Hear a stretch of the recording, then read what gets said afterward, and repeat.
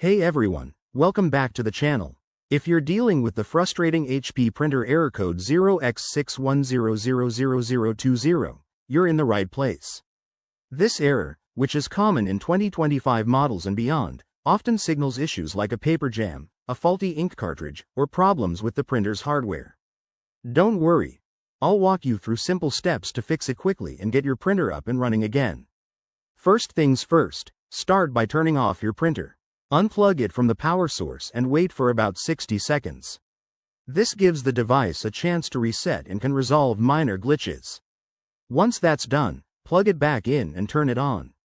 If the error persists, let's check for physical obstructions. Open the printer cover carefully and look for any stuck paper or debris in the paper path or cartridge area.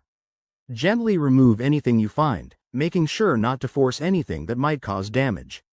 Next, ensure your ink cartridges are properly seated. Sometimes, they can shift out of place. Open the cartridge door, remove each one, and reinsert them firmly until you hear a click.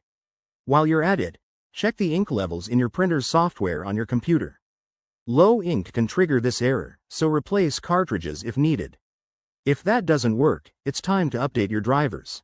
Head to the HP website, search for your printer model, and download the latest drivers for your operating system.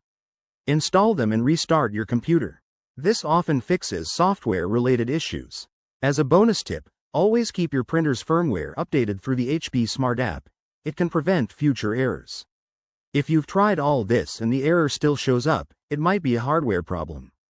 In that case, contact HP support or take your printer to a certified technician. Remember, regular maintenance like cleaning the print heads and using quality paper can help avoid these issues altogether. There you have it. Simple steps to conquer error code 0x61000020. If this helped, give this video a thumbs up, subscribe for more tech fixes, and drop a comment below if you have questions. Thanks for watching, and I'll see you in the next one.